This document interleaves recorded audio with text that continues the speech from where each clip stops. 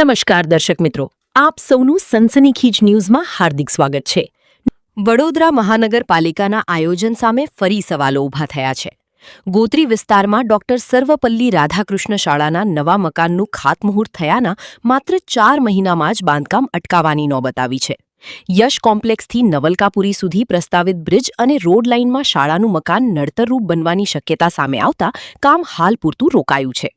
V O Sarva Shiksha Abhiyan હેઠળ 20 ઓરડાવાળી શાળાનું બાંધકામ ચાલી રહ્યું હતું। ટાઉન પ્લાનિંગ વિભાગે ડિઝાઇન અને રોડ લાઇન સ્પષ્ટ ન થાય ત્યાં સુધી કામ રોકવાની સૂચના આપી છે। વિપક્ષનું કહેવું છે કે સંકલનનો કોઈ અભાવ છે। નગર પ્રાથમિક શિક્ષણ સમિતિના પૂર્વ અધ્યક્ષ આદિત્ય પટેલ જણાવ્યું કે બાળકોના હિતને પ્રાથમિકતા અપાશે। શાળા નડતરરૂપ નહીં બને અને જરૂરી પ્રક્રિયા પૂર્ણ થયા બાદ બાંધકામ ફરી શરૂ કરવામાં આવશે।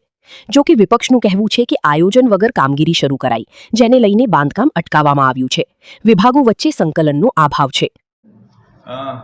સાહેબ, ગોત્રી રોડ પર જે સર્વપલ્લી રાધાકૃષ્ણ હાઈસ્કૂલ છે, 4 મહિના અગાઉ જેનું ખાતમુહૂર્ત કર્યું હતું નગરપાલિકાની આપણી સંચાલિત શાળા છે, તો હવે બ્રિજ બનવા જઈ રહ્યો છે, કામકાજ અટકાવી દેવામાં આવ્યું છે।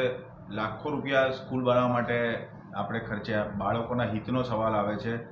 કેટલું પાલિકા માટે આ દુઃખદ વાત હોઈ શકે? વડોદરા મહાનગરપાલિકા સંચાલિત નગર પ્રાથમિક શિક્ષણ સમિતિમાં વિઝન 2030 અંતર્ગત જૂની જર્જરિત થઈ ગયેલા શાળાના મકાનોને નવી શાળા મકાન બનાવવા માટેનું કામ ખૂબ પૂરજોશમાં એક વિઝન સાથે ચાલી રહ્યું છે, જે અંતર્ગત તત્કાલીન નગર પ્રાથમિક શિક્ષણ સમિતિના ચેરમેન તરીકે વડોદરા મહાનગરપાલિકા સંચાલિત નગર પ્રાથમિક શિક્ષણ સમિતિની ગોત્રી ખાતે આવેલ ડૉક્ટર સર્વપલ્લી રાધાકૃષ્ણન શાળાનું મકાન જૂનું થઈ ગયેલું હોય તેને નવું મકાન મળે શાળાને, તે પ્રકારની તજવીજ હાથ ધરાઈ હતી। વર્ષોથી ચાલી આવતી પરિપાટી મુજબ રાજ્ય સરકારના સમગ્ર શિક્ષા વિભાગને જરૂરી રિક્વાયરમેન્ટ રેઝ કરી હતી। તે અંતર્ગત જરૂરી ડિઝાઇન નકશા મંજૂર કરાવવાની કામગીરી કરીને શાળાના નવા મકાનની મંજૂરી મળી હતી। ત્યારબાદ શાળાના મકાનનું ખાતમુહૂર્ત કરવામાં આવ્યું હતું અને શાળાનું બાંધકામ પૂરજોશમાં ચાલુ થઈ ગયું છે અને અત્યારે પ્લિન્થ લેવલ પર પૂર્ણ થયું છે। થોડાક દિવસો પહેલાં વડોદરા મહાનગરપાલિકાના બ્રિજ શાખા દ્વારા મૌખિક સૂચના શાળાના આચાર્યશ્રીને આપવામાં આવેલી હતી, જે વિગત નગર પ્રાથમિક શિક્ષણ સમિતિના સત્તાધીશો અને સાથે સાથે વડોદરા મહાનગરપાલિકાના પદાધિકારી તરીકે મારા ધ્યાને આવતા સ્થળની અધિકારીઓ સાથે સંયુક્ત વિઝિટ કરી હતી અને વિઝિટ દરમિયાન ચર્ચા વિચારણાને અંતે એક વસ્તુ ધ્યાને આવી હતી કે જે ન્યૂ અલકાપુરીથી ગોત્રી તરફ નવો જે બ્રિજ બનવા જઈ રહ્યો છે, એ સંદર્ભે આ શાળાનું મકાનનો કેટલોક પાર્ટ રોડ લાઇનમાં આવી રહ્યો છે।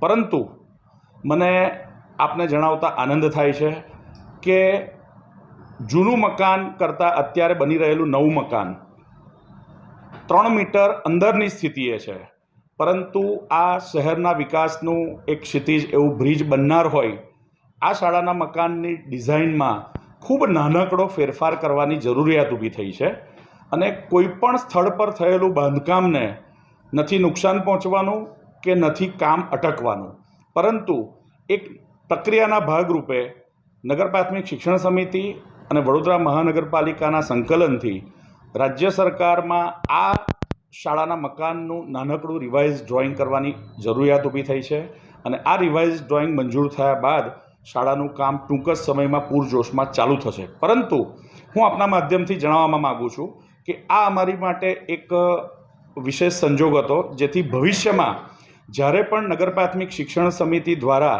કોઈપણ નવી શાળાના મકાનનું બાંધકામ કરવામાં આવશે તો આજ પછી અમારા તરફથી એક એવો સંતુલિત નિર્ણય લેવાયો છે કે વડોદરા મહાનગરપાલિકાની ટાઉન પ્લાનિંગ શાખા જોડે સંકલન કરીને ભવિષ્યના વડોદરાના આયોજનને લઈને શાળાના મકાન કોઈ જગ્યાએ રસ્તા લાઇનમાં કે નડતરરૂપ નથી ને તે પ્રકારની ચોકસાઈ કરવામાં આવશે અને હું આપને ખાતરી આપું છું કે ટૂંક જ સમયમાં ડૉક્ટર સર્વપલ્લી રાધાકૃષ્ણન શાળાના નવા મકાનનું બાંધકામ ફરીથી પૂરજોશમાં ચાલુ થશે।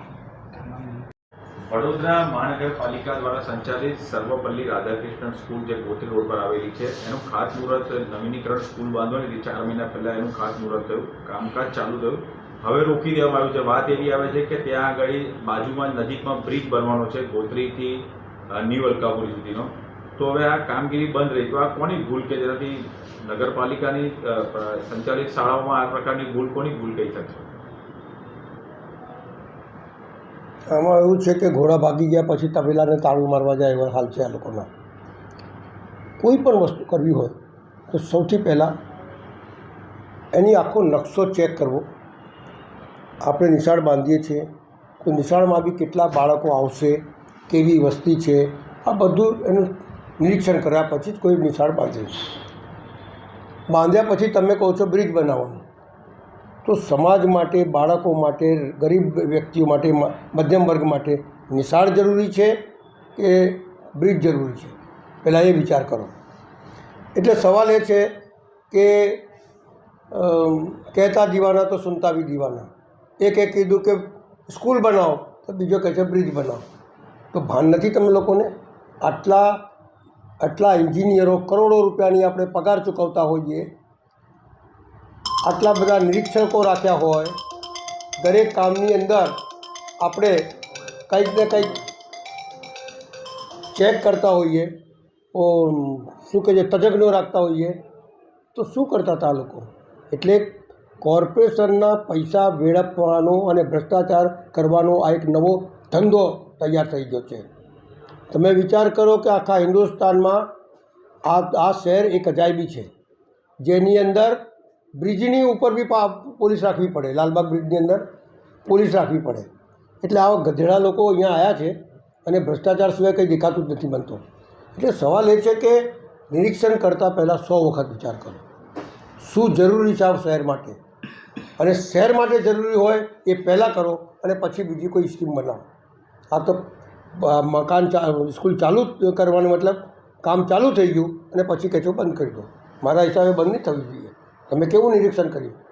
કેવી તમે આ બધું ચેક કર્યું? કોઈ ચેક કર્યા વગર તમે બનાવી દો છો. એટલે પ્રજાના પૈસા જે બચારા મહેનત કરીને તમારું ટેક્સ ભરે છે એના પૈસા વેડફવા માટે તમને અહીંયા રાખ્યા છે કે વડોદરાને સુધારવા માટે રાખ્યા છે? એ પહેલાં નક્કી થવું જોઈએ.